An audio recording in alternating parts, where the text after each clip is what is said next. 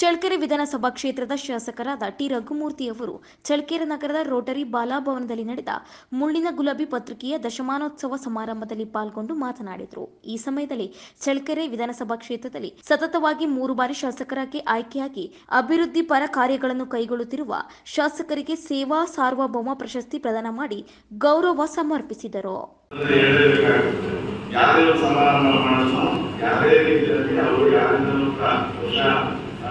ಏನು ಅವರು ಯಾವುದೇ ಸಹಾಯವನ್ನು ನಿರೀಕ್ಷೆ ಮಾಡಲು ಸಮಾರಂಭದಲ್ಲಿ ಬೇರೆ ಸಂದರ್ಭದಲ್ಲಿ ಅಭಿವೃದ್ಧಿಯಲ್ಲಿ ಏನಾದರೂ ನಮ್ಮದು ವರ್ಷದಲ್ಲಿ ಅವ್ರು ಯಾವುದೇ ರೀತಿಯಾದ ಒಂದೇ ಒಂದು ರೂಪಾಯಿ ಸಹಾಯವನ್ನು ಕೂಡ ಮಾಡಿಲ್ಲ.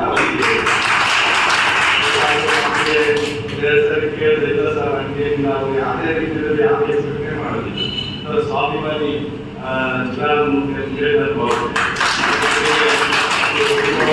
ಸಂದರ್ಭದಲ್ಲಿ ಅಂಗಡಿ ಹಾಕುವ ಸಂದರ್ಭದಲ್ಲಿ ತೊಂದರೆ ಆದಾಗ ನನಗೆ ಫೋನ್ ಮಾಡಿದ್ದಾರೆ.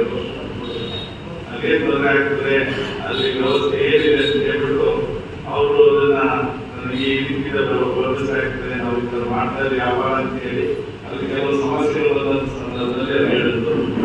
ಬೇರೆ ಬೇರೆ ಸಾರ್ವಜನಿಕ ತೊಂದರೆ ಆದಾಗ, ಬೇರೆ ಅವಶ್ಯಕತೆ ಇದ್ದಾಗ ಅವ್ರ ಪರವಾಗಿ ಫೋನ್ ಮಾಡಿ ಕೆಲಸ ಅವ್ರು ಮಾಡ್ತಾರೆ. ಹಾಗಾಗಿ ಅವರನ್ನು ನಾನು ಕಂಡುಕೊಂಡು ಒಬ್ಬ ಸ್ವಾಭಿಮಾನಿ ಬರಬೇಕಂತು. ಜೊತೆಗೆ ಸ್ವಾಭಿಮಾನಿಗಳ ಸಂದರ್ಭದಲ್ಲಿ ಹೇಳಿದೆ, ಮನೆಯಾದ ಸಂದರ್ಭದಲ್ಲಿ ಹೇಳಿದೆ, ಈ ಸ್ವಾಭಿಮಾನಿಗಳಿಗೆ ಬಹಳಷ್ಟು ಕಷ್ಟ ಬರ್ತದೆ. ಆದರೆ ಅವರಿಗೊಂದು ಆತ್ಮದಲ್ಲಿ ತೃಪ್ತಿ, ನಾನು ಸ್ವಾಭಿಮಾನಿ ಅಂತೇಳಿ ಅದು ಬಹಳಷ್ಟು ದೊಡ್ಡ ಗೌರವ. ಬೇರೆ ದುಡಿದ ಮಾತ್ರ ನಮ್ಮ ಗೌರವ ಅಂತೇಳಿ ಅಂಥವರು ಸ್ವಾಭಿಮಾನಿ ವಿಧಾನಮೂರ್ತಿಯವರು. ಜೊತೆಗೆ ಸಾಯಿಬಾಬಾ ಮಂದಿರ ಕಟ್ಟದ ಸಂದರ್ಭದಲ್ಲಿ ಅದಕ್ಕೆ ಸೇವಾ ಕಾರ್ಯಕರ್ತರಾಗಿ ಪ್ರತಿಯೊಂದು ಹಂತದಲ್ಲೂ ಕೂಡ ದೇವಸ್ಥಾನ ಕಟ್ಟಿದ್ರು. 2014 ಪ್ರಾರಂಭ ಆಯಿತು. ಅವರು ಒಟ್ಟಾರೆಯಾಗಿ ಮಹಾರಾಷ್ಟ್ರ ಜಿಲ್ಲೆ ಜೊತೆಗೆ ಇನ್ನು